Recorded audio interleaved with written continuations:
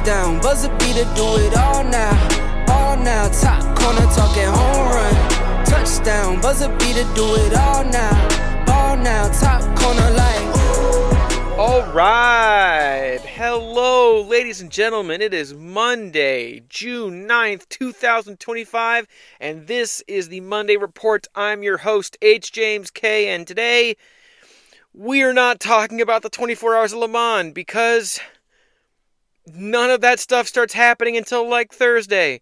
And I don't really have much to talk about right now because they're not practicing, they're not qualifying. So I'm going to do a special The Monday Report on Friday. During the midst of that, once we're starting to get an inclination and everything. And that's when I'll give you my predictions and my preview. Instead, we're going to be talking about the NFL because there have been some NFL developments in the last couple of days, and it is worth mentioning, damn it. All right, starting us off right off the bat, the NFL is arguably the biggest news out of the NFL. Aaron Rodgers has signed with the Pittsburgh Steelers. The deal is a one-year deal worth $13.7 million that has escalators and bonuses up to $19 million. I don't think this deal is going to do much to improve the Pittsburgh Steelers' chances of success. Rodgers is over 40. He's just beginning to really come back into his own after his Achilles injury. He's stepping into a team that is poorly coached on the offensive side of the ball, and he's in an impossibly competitive division. I mean, he's going up against Joe Burrow and the dynamic Cincinnati Bengals offense. He's got to deal with Lamar Jackson and that dynamite Baltimore Ravens team, and who even knows what the Cleveland Browns are going to be. For Rodgers, this is likely his last chance to make a splash in the NFL before Father Time finally puts an end to his career. It goes without saying that there's only one quarterback in the history of the NFL who's had real success after the age of 40, and that man is the greatest to ever do it, Tom Brady. Favre couldn't do it. Manning, I don't even know if Manning got close. I can't remember. Rodgers so far hasn't been able to do it. I just think this is his last shot, and I respect him for wanting to really reach out and grasp a hold of that chance while it's out there, and I totally respect him doing that, but I don't know if this is not only the moment, but the combination that will help help him achieve those goals. But beggars can't be choosers, and when no one else in the league wants you, you take any offer you can get. Now, I don't like that he left the Steelers in the lurch for the last 2 damn months, but that's just Rodgers being a prima donna, and not much else you can say about him other than that. I mean, he's done that 3 or 4 times now with various teams. For Mike Tomlin, this is a hugely important season. His legacy as a great head coach is starting to become tarnished by the succession of middling seasons he's had with the Steelers the last, 8 years or so. Steelers fans are understandably growing restless with the fact that the team is stuck in QB purgatory and won't rebuild, but won't improve, and won't just bottom out and get a top pick and draft a real QB. If Tomlin doesn't find playoff success, and by that I mean making the playoffs and actually winning a game in the playoffs, it might be time for the Steelers to have the discussion about, is Tomlin still the right man for the job, or is it time to look somewhere else? You hate to see it because he's one of the great coaches of all time, but at some point, the trend has to be understood for what it is. I mean, Tomlin has never developed a quarterback, ever. The quarterback he had, Ben Roethlisberger, was not developed by him. It was developed by his predecessor, Bill Cowher.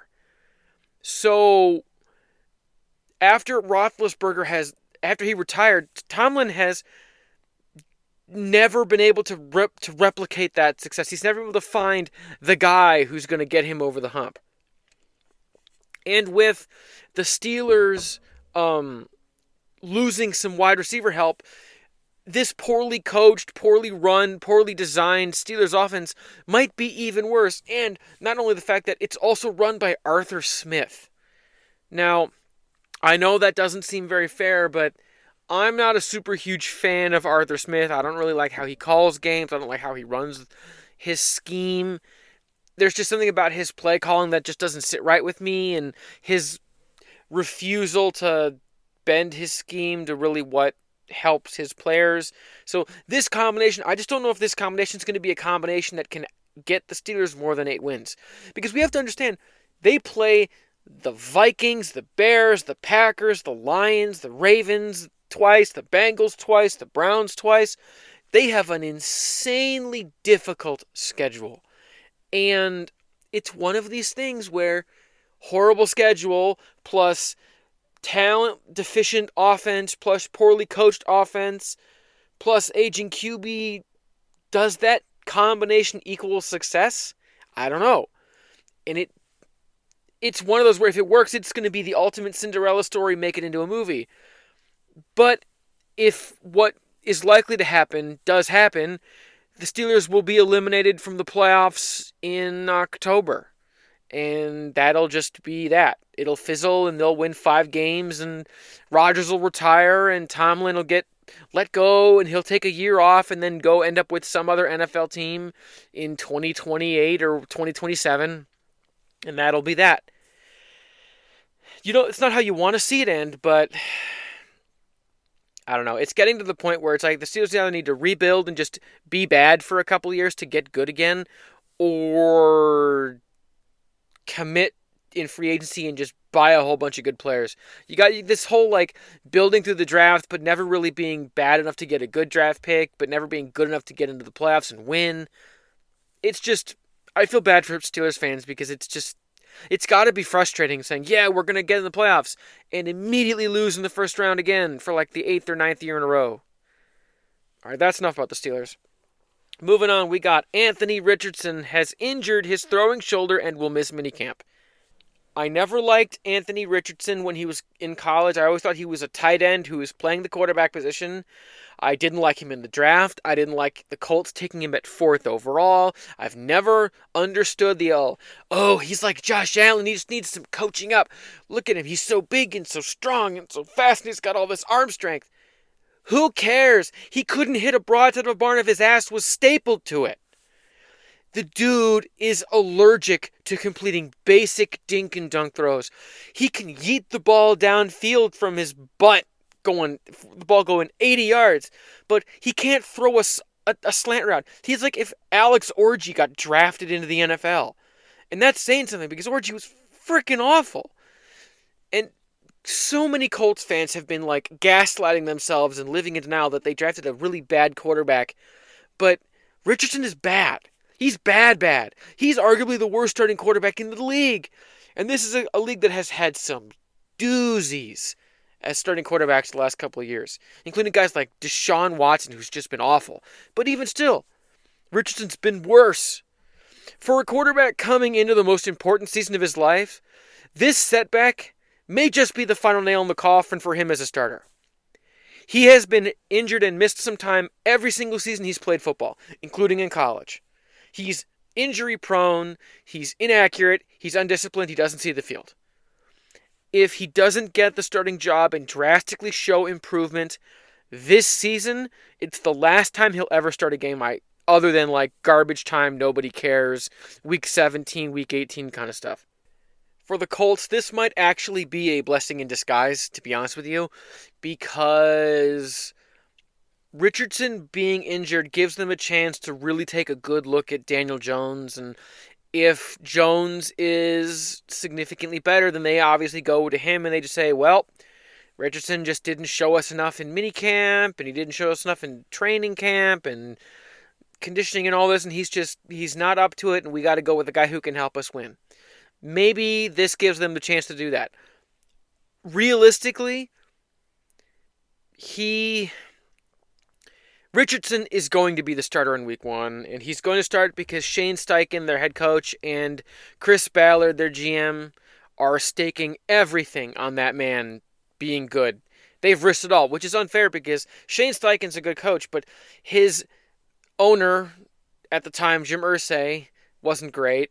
He was a good man, but he wasn't a great owner. And his GM, Chris Ballard, has been an awful GM. Horrible. Not Trent Baalke bad, but like bad. Not good. So Chris Ballard and Steichen they're betting it all. They got all their chips in the center of the table now. And if Richardson is a flop, they're gone. And that's the way it's got to be because they chose the worst quarterback in a bad draft class. It's crazy. That draft class wasn't that great, and they still chose the worst one. And they had the 4th overall pick. They had options, but they chose Anthony Richardson. And the thing is, with Jim Irsay having passed away, there is now new leadership at the top in the Indianapolis building. For GM Chris Ballard, he has no leash. Like I said, he has bet it all on Richardson, and quite frankly, if they suck, he should be fired. He should have been fired last year or the year before that. But Jim Irsay really liked Chris Ballard, and they got along, and he kept on and kept on and kept on. So, man, I really want the Colts to be good because Colts fans are so nice, and Lucas Oil Stadium is such a beautiful building. I've been there a couple of times. It's gorgeous. Their fans are passionate, and they deserve better than the heaping dog turd that their quarterback position has become since Andrew Luck suddenly retired because the GM of the Colts at the time, whether that was Chris Ballard or not, I don't remember, refused to really protect him with the O-line and didn't give him a good team. We'll see how it goes. Now, admittedly, I have a feeling that Richardson is going to be back in a couple of weeks. And yes, he might miss minicamp, but he'll be there for training camp, and he'll start week 1, and then he'll be awful, and they'll go to Danny Dimes for like week 8 onwards. But he's still going to win the job. And they're still going to say, oh, he's our starter. Yep, We're totally not reconsidering this awful draft choice that we made years ago. The last thing I really want to talk about is the Detroit Lions.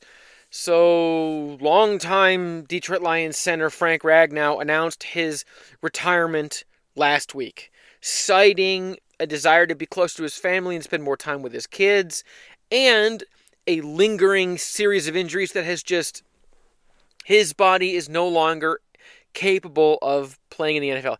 He even said in his statement that he could have forced it for another year, but he doesn't feel healthy, and it's only affecting his life after football at this point. So he called it a career.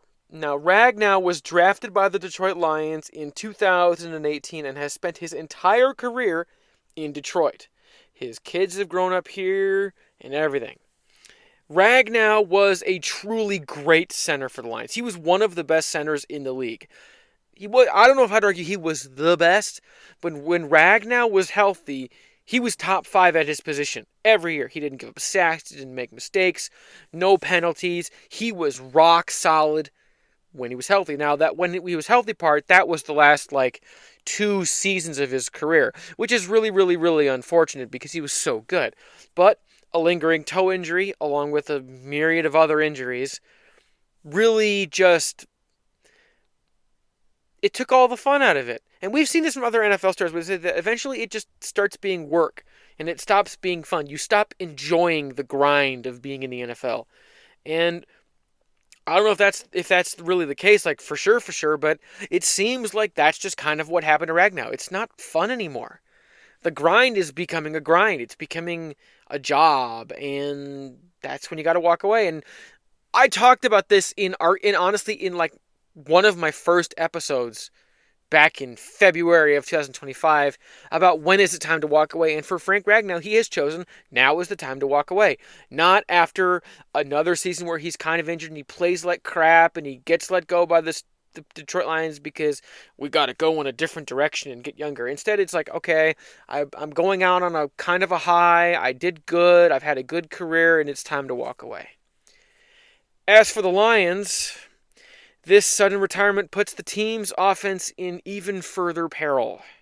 The Lions are replacing both offensive coordinator Ben Johnson and defensive coordinator Aaron Glenn. The upheaval on the Lions' O-line is something that can easily be remedied if the Lions have a replacement ready.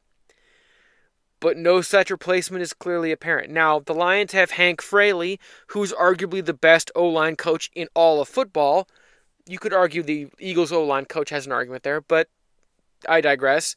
Hank Fraley is a great coach, and if anyone can coach up another player to play center, it's him. But if that dude ain't on the roster, that dude ain't on the roster. Now, Lions rookie Tate Ratledge has spent much of his time in Lions rookie minicamp and organized team activities playing center with the ones and the twos. And so far, reviews are quietly positive. Still, he's a rookie at center, and that's a tall order for any team to pull off. But it's starting to look like that might be the thing. Now, the Lions did sign some other center off the wire the other day. I don't know if that's as a camp body or if they intend to have him as the starter, but that is something to keep track of. This next part, it's hard to talk about. This latest setback is causing some in the sports commentariat to wonder if the Lions missed their Super Bowl window. Aiden Hutchinson is coming off of a gruesome broken leg. Ragnow is retired, and the team is replacing both coordinators. With deals for Jahmyr Gibbs, Hutchinson, and Jameson Williams all coming in the next 2 years or so, tough choices are about to have to be made. Yeah, the era of everyone being great and being on a low-money contract, that's done. Like, Aiden Hutchinson, we're going to be paying him almost as much as we pay Goff, and that's deserved. And Jahmyr Gibbs, I bet we give him $10 million a year. And Jameson Williams, $17, $25 million a year, somewhere in there. He ain't going to get starter $35 million a year money, but he'll get number 2 wide receiver money. And we got to pay all those guys. And there's like Sam Laporta, on top of all the other contracts. Like, Goff has like a $70 million cap hit this year. Now, they're going to restructure Goff's contract to maybe add some void years and push some of that money down the line. But tough choices are coming. And this is on the top of the fact that the Lions have the toughest schedule in the NFL in the 2025 season that's up and coming. They got a lot of roster turnover, front office turnover. They've lost several guys from their coaching staff. And it all just seems to kind of be like, maybe this year the Lions aren't the best team in the NFC, and maybe they aren't the best team in the NFC North, and maybe they just go like 11 and whatever and just kind of sneak in as a wild card and whatever. Because at some point you can't be truly elite all the time. Even like Brady, some of Brady's teams with Belichick were not great, but that was just how it had to be that year. Still, as a Detroit native and a diehard, lifelong Lions fan, even before it was cool, I'm still going to root for the Lions. I'm still going to hope they do well, even if part of me doesn't think they will be an all-world juggernaut again this year. Who knows? Maybe the Lions are a year away. I think I'm going to end it there. So as I said, I'm going to work on my Le Mans preview later on this week and get you out an episode on Friday, because the race starts at 10 a.m. on Saturday morning in Eastern Daylight Time, which is like 4 p.m. in the evening in France. So that'll be off. That'll be a Friday episode. Now, it might be Friday late, but it'll be a Friday episode.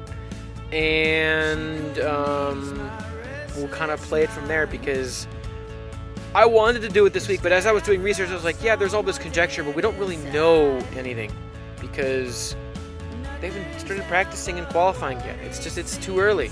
You'd be like trying to predict the Indy 500 in like April. Like, yeah, we had the open test, but that doesn't mean anything. You can't really make any educated guesses, and I wouldn't want to just like say, Hingle McCringleberry is going to drive the Porsche and he's going to win. It's like he might be on a team, but if he's in a shitty team in like GT4 or whatever the hell it's called these days, not only does it make me look stupid and ignorant, but it does no service to all of you listeners who are coming to me for commentary and insight and all this other stuff. Not to sound boastful or arrogant or anything, but still. So I don't want to rush that one. I want to get that one done right. So Friday, that's when the Le Mans preview predictions is going to be. All right. So if you're listening on Apple Podcasts or Spotify or everywhere else that podcasts are distributed, please consider subscribing or following or whatever you do on those sites. Thank you for listening. We're a small podcast. I'm a small podcast. It's a struggle to grow, so spread the word. Tell your friends, tell your family, tell the ghost using a Ouija board. Tell everybody about this podcast because we want to grow. We want to reach more people and help more people enjoy sports like I do. For those of you listening on YouTube, like, comment, subscribe, hit the bell, notification icon button, feed the algorithm, help us grow the channel. Consider subscribing. We got an 8th subscriber over the week. I didn't do a happy dance, but I was like, yes, it was nice. So please help grow the YouTube channel, help grow the podcast. I do this because I love sports, and I want other people to enjoy sports as much as I do. And if that means listening to my podcast to get some insight, then mission accomplished. But I'm not going to stop doing this because I love it. I didn't think I would, but I'm really starting to love this podcast. All right, my name is H. James K. Thank y'all for tuning in. Until next time.